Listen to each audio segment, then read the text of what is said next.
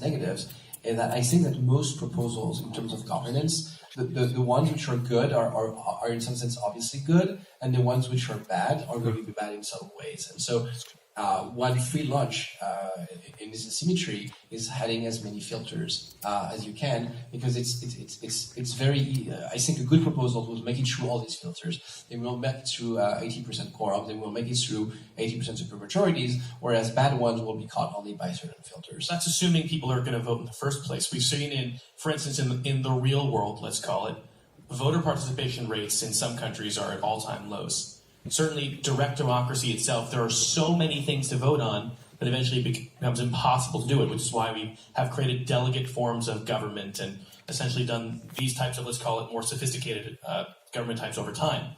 But with Tezos, for instance, and this is another thing that I think that the audience really needs to understand, there are a lot of variables and things that can be changed at the protocol level.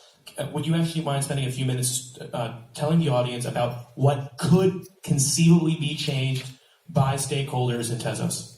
Yeah, so pretty much, at this point, pretty much everything, including the ability to change everything. That's something that can be changed. Right now, you can change everything. The target of what can be changed is made as narrow as possible, in a sense that you only want to make governance decisions about the type of things you need to make governance decisions about. And in general, it's a good idea to maximize the type of things where you don't have to make decisions about. So for example, as Primavera is saying, anything that you have in layer 2s, or if you can have something like sidechains, anytime you can have people basically say, I'm going to do my own thing, you're going to do my own thing. By all means, this is the type of thing you want to maximize. But anything that has to do with basically consensus, like everyone, there's a part of the system that everyone needs to agree upon. So you need to delineate that very, very precisely.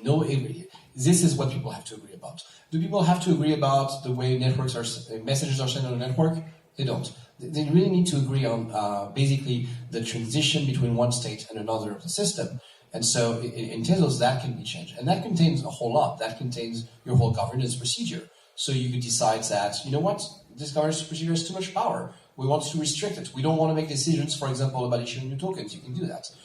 You can say we only want to do soft forks, like Bitcoin. So you can do that. So in a sense, if you think that governance is a bad idea, well, it's actually a more generic form of not having any on-chain governance, because you can choose to restrict it if you want to. So actually, let's talk about that for a second. What is on-chain governance versus off-chain governance? So the idea of, and I think sometimes it's framed in on-chain governance versus off-chain governance. It's not necessarily the right framing, but the idea is that in off-chain governance, you have a bunch of people and they discuss online and they agree on something. And when they get what is called rough consensus, they roughly agree on what is to be done, then they implement it. And that can take the form of a soft fork, or they can take the form of a hard fork. Whereas the idea of on-chain governance is that this decision happens on the chain. So you reflect a decision on the chain, and then the blockchain automatically upgrades. And I would say that there are projects which say that they do on-chain governance because they do reflect the decision on-chain, but they still rely on the manual user process. And so a better frame for it is, I would say, how tightly coupled you are to your decision. In some cases, you'll have something happen on-chain, but it's only indicative. In other cases, it can be binding. And so what's specific about Tezos is that on-chain governance decisions are binding. Primavera? Yeah, first of all, I wanted to say that I think the distinction on-chain, off-chain, like the terminology is terrible, but I think there is another thing that is distinguishing it, and this goes back to the original question of what is governance, is that governance is not just about the process of making a decision, it's also about the process of making sense of the information and deliberation so that people can eventually come to a decision. And on-chain governance is actually only very selectively focusing on the decision-making process, as opposed to all the sense-making or all the deliberation, which actually happen off-chain. And whatever happen off-chain eventually gets committed into the blockchain. So more or less it's the vote versus the deliberation before the vote. Absolutely, absolutely. And I think that most of the time when we talk about on-chain governance, we just assimilate it to governance, but it's actually just the very narrow aspect, which is how do we actually show what decision we have taken, as opposed to what is the mechanism by which we come to a decision. I completely agree. It's a ratification mechanism. You've already made your decision, and it's a way of telling the blockchain, okay, hey blockchain, we've had this whole governance within ourselves, and this is what we've agreed upon, and you show that on the chain. So, good. I would like to give you a chance to respond, and then I do have to ask one major question before time runs out.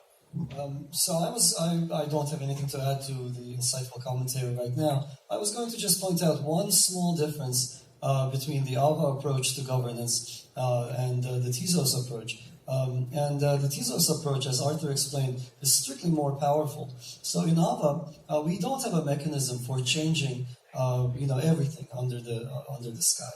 In fact, we believe that the technology should be predictable. You should know what can change, you should know by how much it can change, and you should know what cannot change. That there should be some values that are endemic to the coin, and some values that are sort of, I think in between the sessions there are, it says fraternité, égalité, etc., liberté.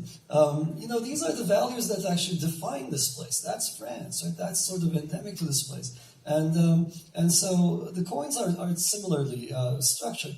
And so there should be things that you should rest assured are not going to change. You should be able to step away from the computer, knowing that nothing, the sky won't change on you, the world will not change on you. And, and things that aren't governable, you should know by how much they can move, so that you know by how much you can time your absence from the computer. Now, I know that Tezos can emulate this, or can actually enact this, so we chose not to actually go down the path of trying to make everything governable. I think that's a fine path. I think Tezos should be exploring that, and plus coupled with their machine parsable, machine analyzable code, they have some interesting avenues to explore down that road. We're exploring a different road that I think is a little simpler to both implement and to understand, and is hopefully going to lead us to an interesting location. If only all governments had this type of diplomatic way of disagreeing with each other. No, we're not disagreeing. Well, not disagree, taking different approaches. See, they can't even disagree about that. And I think it's like if I project myself, like let's say 20 years from now, I would imagine that almost nothing, maybe 20, 30 years from now, almost nothing in Tezos is governable. It's like there's a trade-off between predictability and flexibility. And I think they'll turn that off over time. Yeah, exactly, progressively. Because early on, there's a lot of innovation, and you want to be very flexible, you want to adapt. And then at some point, the academics are going to run out of ideas on how to make the systems much better. At this point, you said, okay, that's pretty much it. That's how you design a cryptocurrency or a blockchain. Now we know how to do it. And at that point, you really want to start turning these things off. Okay, so I've got to ask a question about my favorite topic, DAOs. So I know that's a much bigger conversation than 2 minutes and 21 seconds. But I've got to ask, and I'm going to ask kind of a simple form of this. What is the best, and I know that word means a lot, implementation of a DAO thus far? Jenna, starting with you. The best implementation of a DAO? Thus far. Okay, the first thing that comes in mind, maybe a little bit biased, Aragon is a framework on Ethereum that is extremely sophisticated in helping people create and manage DAOs. It's still very early as well, but you have, so I have experimented with that myself for the Melon Council tools that we could use for our own processes, and it's really like, we have this kind of like Swiss association that has rules, and we literally can take them and put them in an Aragon DAO, and that's how it's going to work. So that's on Ethereum, and I think that's the one that I have tried myself that I think is quite advanced. Goon, could you answer quickly or no? Sure. The DAO. The DAO is fantastic in showing everything that can go wrong. And so it's been illustrative. It taught us so much, and the problems with the DAO have still not been solved as far as I know.